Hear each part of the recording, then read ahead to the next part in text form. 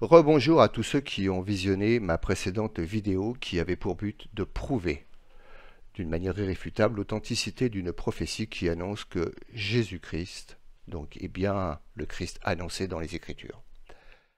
Alors j'ai voulu vous éviter par cette vidéo des manipulations fastidieuses que je vais faire devant vous à l'aide d'un logiciel inestimable qui permet donc de calculer différentes dates.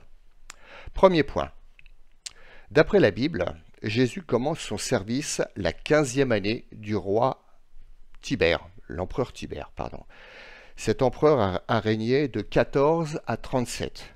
Donc la 15e année de son règne nous amène en l'an 29. Deuxième point.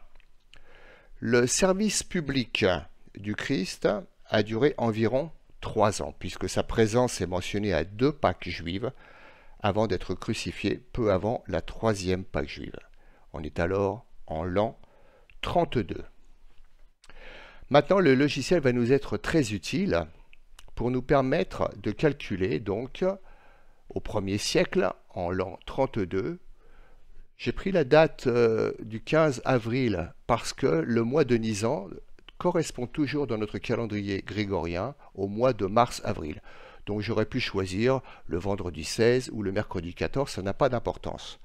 En calculant, j'apprends que nous sommes, selon le calendrier hébraïque, le 17e jour du mois de Nisan de l'année 3792. Troisième point, très important. On apprend dans la Bible, vous voyez l'incrustation, donc l'évangile selon Jean chapitre 12 verset 1 et chapitre 12 du même évangile au verset 12, que Jésus est arrivé 6 jours avant la Pâque. Cette Pâque, encore aujourd'hui, se déroule toujours le 15e jour du mois de Nisan. Donc il arrive 6 jours avant, on est donc le 9. Et le lendemain, il entre dans Jérusalem en y étant acclamé comme roi et messie. C'est ce qu'annonce la première partie de la prophétie de Daniel. Donc, 15 moins 6 égale 9, 9 plus 1 égale 10. Donc on va chercher à connaître le 10e jour de Nisan de l'année 3792. À quel jour dans notre calendrier grégorien cela correspond-il? Alors, voilà, je suis devant, c'était la même page, je remonte un peu plus haut. Année 3792, 10e jour de Nisan, je calcule. On arrive au jeudi 8 avril 32. J'ai préparé une autre page du logiciel qui permet de calculer donc un nombre de semaines avant ou après une date. Vous voyez, j'ai programmé la date du jeudi 8 avril 32. Et je vais revenir en arrière. La prophétie parle de 62 semaines d'année, c'est-à-dire 483 ans. 69 fois 7 égale 483. Les années prophétiques juives comptent toujours 360 jours.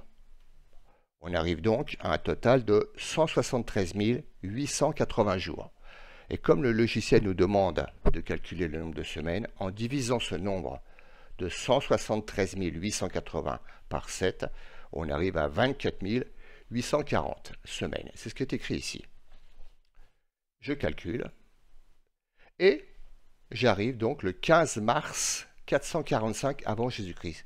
C'est à cette date-là, en principe, si la prophétie est exacte, que le décret du roi Artaxerxès permet à quelqu'un, à Néhémie, de rebâtir Jérusalem, comme c'est annoncé dans la prophétie. Alors, on arrive le 15 mars 445 avant Jésus-Christ. L'Écriture nous dit que c'est la 20e année du roi Artaxerxès que donc le décret a été annoncé. Vous voyez l'incrustation qu'il annonce dans le livre de Néhémie au chapitre 2 au verset 1. Il a régné de moins 465 à moins 424, donc la 20e année, on est bien en 445 avant Jésus-Christ.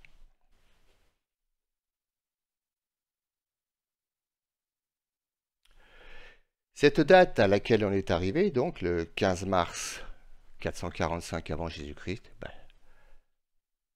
d'après le calendrier hébraïque, nous renvoie bien dans le mois de Nisan, comme c'est écrit. Voilà, je pense que si vous avez, je l'espère, réussi à suivre, malgré les difficultés que j'ai eues peut-être à faire simple, la preuve est faite de la véracité de la prophétie, et plus encore, que Jésus est le Christ. Merci, au revoir, à une prochaine vidéo.